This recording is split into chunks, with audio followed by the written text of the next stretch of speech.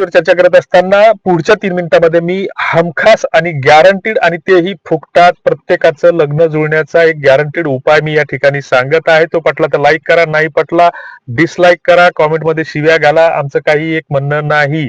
परंतु आम्ही जे काही माहिती या ठिकाणी देत आहोत तर ती पूर्णपणे प्रामाणिक हेतू उद्देश ठेवून देत असतो. कुणाचीही फसवणूक होणार नाही आणि लग्न जुळतील याच्यासाठी आम्ही मनाभावातून प्रयत्न करत असतो आणि तुमच्या सगळ्यांच्या आशीर्वादाने याला चांगला रिझल्ट याच्यातून येत आहे. हा आमचा गेल्या 5-6 वर्षातला अनुभव आहे आणि हे सांगत असताना आम्ही अभिमानानं सांगतो की आमच्या माध्यमातून कुणाची लग्न जुळतात किंवा आम्ही लग्न जुळवतो असा दावा आम्ही कुठेच करत नाही किंवा कुठल्याच गोष्टीच्या श्रेयासाठी आम्ही काम करत नाही. त्याच्यातून आमचा अहंकारच दिसून येईल किंवा मोठेपणाच दिसून येईल आणि पैशासाठी आम्ही हे काम करत नाही. कारण प्रत्येक वेळेस आम्ही सांगत असतो की मराठा लग्न अक्षदा हा कुठलाही व्यवसाय नाही किंवा व्यावसायिक हेतूने प्रेरित होऊन आम्ही पैसे कमावण्याच्या उद्देशाने करत नाही. त्याच्यामुळे कुणालाही पैशाची मागणी करत नाही. बरेच जण आम्हाला व्हॉट्सअपवर मेसेज करताना तुमची जी काही फी असेल ते आमचं लग्न जुळवून द्या, आम्ही देऊन टाकू. तर आम्ही शेतकरी आहोत, शेतकऱ्याला देणं माहित असतं, त्याला घेणं माहित नसतं. कुणाचं जर लग्न कुठेही ठरत असेल एखाद्या गरीबाचं, तर त्याच्या लग्नामध्ये जर तुम्ही पत्रिका देत असाल तर तिथे आमच्या ऐपतीनुसार अन्नदान करण्याची सुद्धा आमची मानसिकता आहे.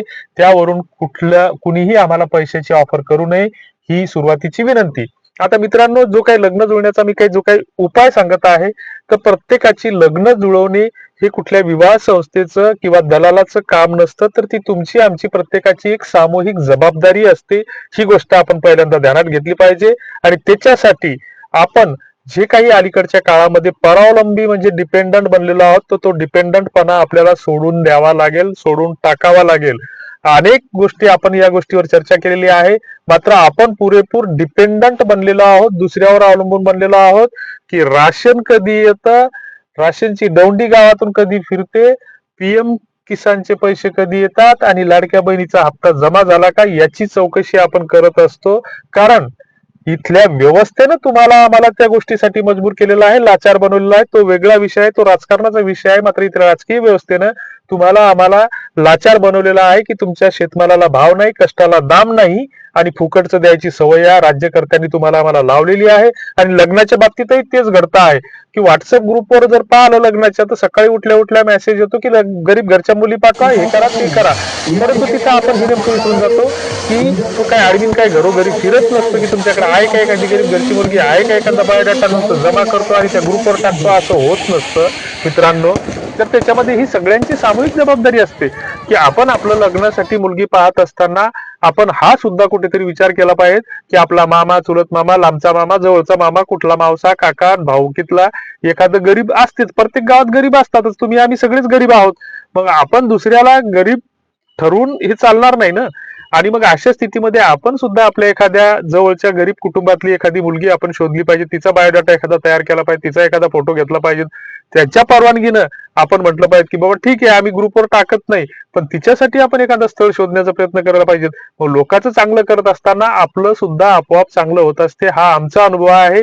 तुमचा जर असेल तर कॉमेंट बॉक्समध्ये नक्की कळवा. कारण अशी अनेक लग्न जुळताना पाहिलेले आहे की दुसऱ्याचं लग्न जुळत असताना स्वतःसाठी स्वतःच्या लग्नाचा विचार बऱ्याच जणांनी सोडून दिला की आपलं जुळणारच नाही, आता घरी तर गुंठाभर बी वावर नाही, आपण दुसऱ्याच्या इकडे कामाला आहोत आणि आपल्यासाठी आता कोण पोरगी देणार. तर अशी बरीच आमच्या ओळखीतील मित्रांची लग्न जुळलेली आहेत. कुठले तरी एखादी चांगली शक्ती त्यांना आशीर्वाद देते आणि त्यांचा लग्नाचा योग जुळून आणते. फक्त तुमचा हेतू, उद्देश आणि मन शुद्ध पाहिजे, प्रामाणिक पाहिजे. ह्या गोष्टी असल्या की सगळं आपोआप होतं. जग बदलत नसतं, आपण आधी बदललं पाहिजे. आता दुसरीकडे जो काही उपाय तुम्हाला मी सांगणार आहे तर तो उपाय काय आहे नेमका की आता जानेवारी महिना सुरू आहे, नवीन वर्ष सुरू झालं, अनेक गावामध्ये सप्त्याचं आता नियोजन होते आहे. आणि मग हे सप्त्याचं नियोजन होत असताना मग जर एखादं गाव 200-400 कुटुंब संख्येचं असेल, 500 कुटुंब संख्येचं असेल तर त्या गावामध्ये दरवर्षी सप्ताह होतो. मग सप्ताह होतो तर या धार्मिक कार्यामध्ये आपल्याला कुठला अर्थ निर्माण करायचा नाही. मात्र त्या सप्त्याला जर आपण दरवर्षी जर 500 रुपये वर्गणी देत असू तर यावर्षी 100 रुपये शिल्लक द्या, 600 रुपये द्या. आणि अशा स्थितीमध्ये त्या सप्त्याचे पत्रक छापत असताना किंवा त्याचा प्रचार प्रसार करत असताना एक दिवस काय करा की सोमवारी जर सप्ताह सुरू होत असेल तर बुधवारी आपले जे काही कथा श्रवणाचे, सत्संगाचे जे काही कार्यक्रम असतील तर त्याच्या वेळेमध्ये थोडा बदल करा. आता बदल करत असताना कसा करा की बा 11 वाजता जर आपली भागवत कथा संपत असेल तर एक दिवस आपली ती 9:30-10 वाजता किंवा 9च्या आतच संपवा, लवकर थोडी सुरू करा. उन्हाळ्याचे दिवस असतात तर थंडी आपोआप कमी होते आणि मग ती समजा 10च्या आत आपण कथा संपवली तर 11 ते 4 वाजेपर्यंत आपल्या जिल्ह्यापुरता, शेजारच्या जिल्ह्यापुरता एक वधूवर परिचय मेळावा घ्या. मग तो परिचय मेळावा घेत असताना मग तिथं ज्या काही आपल्या रोटी व्यवहार होणारे जे काही 18 पगड जाती असतील तर त्या 18 पगड जातीचा घ्या. त्याचं नियोजन करत असताना असं नियोजन करा की एखादा, आता बरीच मुलं अशी आहेत की लग्नासाठी मुली मिळत नाहीत म्हणून एखादी विधवा घटस्फोटित मुलीला पण स्वीकारायला तयार आहेत, अपत्यासहित स्वीकारायला तयार आहेत. अशी अनेक मुलं आहेत, अनाथ आश्रमात त्या मुलीसोबत सुद्धा लग्न करायला तयार आहेत. मग या मुलं जर ही स्वतःहून पुढाकार घेऊन जर तयार असतील तर आपल्या समाजामध्ये, मग तो समाज कुठलाही असो, पण आपल्या समाजामध्ये अशा अनेक मुली आहेत की ज्यांना 24व्या वर्षी वैधव्य आलं, 25व्या वर्षी वैधव्य आलं आणि आपलं पांढरं कपाळ त्या कुठेतरी कथिया टिकलीनं झाकण्याचा प्रयत्न करतात की समाजाच्या नजरेपासून वाचण्यासाठी. आणि मग हे करत असताना मग अशा बऱ्याच मुली आहेत की त्यांचं दुसऱ्या विवाहाचं प्रयोजन सुरू असते, मात्र त्याच्यात कोणी लक्ष घालत नाही. बऱ्याचदा असं होतं की एखादी मुलगी, एखादा अपत्य जन्माला येतं आणि अपत्य जन्माला आल्याच्या नंतर मग काय होतं की जावई बापू कुठेतरी व्यसनाच्या आहारी जातात, त्यांचा अपघात होतो किंवा लवकरच ते गेलेले असतात. ही मुलगी तिशीच्या आतच असते आणि तिला पूर्ण आयुष्य कंटाळायचं असतं. बऱ्याच जणांच्या कोर्टात भानगडी सुरू आहेत, तर त्या भानगडी लवकरात लवकर मिटून घ्या, एक घाव 2 तुकडे करून टाका, नाही तर मग नांदायला जा. या असं उगीच लांबवण्यात काही अर्थ नाही. 12 लाखाच्या वर खटले आता सध्या प्रलंबित आहेत कौटुंबिक न्यायालयामध्ये. या गोष्टीमध्ये काही उगीच कुठला तरी युगो वाढवण्यात काही अर्थ नसतो. हे याच्यातच खरं पुण्यकर्म आहे.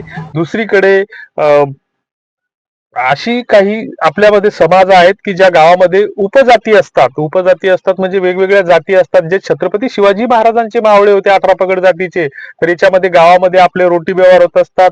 धनगर, माळी, मराठा, कुणबी इत्यादी बऱ्याचशा जाती, तेली, न्हावी अशा जाती असतात. आणि मग आपल्या तुमच्यामध्ये सगळे रोटी व्यवहार होतात, आपले सगळे व्यवहार होतात, पण आपण फक्त सोयीपणच करत नाही. आता काळाची गरज ओळखून असं करायला काही हरकत नसावी. आपण आपला तो आमपणा कुठेतरी काढून टाकला पाहिजे. कारण बऱ्याचदा असं होतं की एखादी मुलगी असते गावामध्ये, साधारण परिस्थिती असते किंवा श्रीमंत घरची असते आणि तिच्यासाठी बरेच जण स्थळ आणतात, नाही आम्हाला असंच पाहिजे तसंच पाहिजे, आणि काही दिवसांना ऐकायला येतं की मुलगी पळून गेली. मुलाची काहीतरी भानगड निघते, आम्ही कोणाला एकालाही दोष देत नाही, परंतु ह्या अशा घटना घडत आहेत, समाज बदलत आहे. आणि मग याच्यामध्ये जर काही अशा मुली असतील किंवा एखादी मुलगी असेल किंवा ती म्हणत असेल मला आमच्या सोबतच लग्न करायचं, तर तिला समजावून सांगायचा प्रयत्न करा. नसेल ऐकत त्यांचे लग्न लावून द्या, त्याला सगळेजण मदत करा. एखादा गरीब असेल तर, किंवा एखादा कुंभार समाजातील असेल किंवा एखादी कुंब्याची मुलगी असेल, एखादी धनगराची मुलगी असेल, एखादी नाव्याची मुलगी असेल, ती इतर जातीमध्ये लग्न करायला ते आई वडील तयार होत असतील तर त्यांना त्या सप्त्याच्या वर्गणीतून थोडा खर्च कमी करून अन्नदानाचं थोडं, आता काही गरज राहिलेली नाही लोकायला. अन्न जेवणासाठी तर बऱ्याचदा 4-4 ठिकाणचं आमंत्रण असते, आपलं जेवायलाच जाणं होत नाही. तर ती अन्नधान्याची, आता अन्न, वस्त्र आणि निवाऱ्याची गरज आता फारशी प्रभावी राहिलेली नाही, ती मूलभूत गरज राहिलेली नाही. बाकीच्या गरजा आता मूलभूत झालेल्या आहेत. आणि मग त्याच्यासाठी त्याच्यातून आपण 5-50 हजार रुपये देण्याचा प्रयत्न केला तर काही हरकत नाही, ही चांगली गोष्ट आहे. हे करायला, असं पुढाकार घ्यायला काही हरकत नाही. जर योग्य वाटत नसेल किंवा तुम्ही आमच्या याच्यामध्ये हे करायला लागले तर हे समाजाचं एक दायित्व आहे, या भावनेने आम्ही सांगतो आहोत. कुठल्या कुणाच्या परंपरेमध्ये, श्रद्धेमध्ये अडथळा निर्माण करणं किंवा त्यांच्या उद्देशाला, हेतूला कुठेतरी डायव्हर्ट करणं, परावर्तित करणं हा आमचा या व्हिडिओचा उद्देश नाहीये.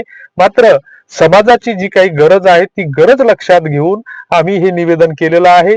याच्याबद्दल कुणाही कॉमेंट बॉक्समध्ये किंवा इतर ठिकाणी आमच्या सोबत वाद उपस्थित करू नये. आमचा हेतू आणि उद्देश हा प्रामाणिक आहे, याचा आशय लक्षात घ्यावा, काळाची गरज लक्षात घ्यावी, असं म्हणून आम्ही हे निवेदन केलेलं आहे. तुम्हाला याबद्दल काय वाटतं ते कॉमेंट बॉक्समध्ये नक्की कळवा. धन्यवाद.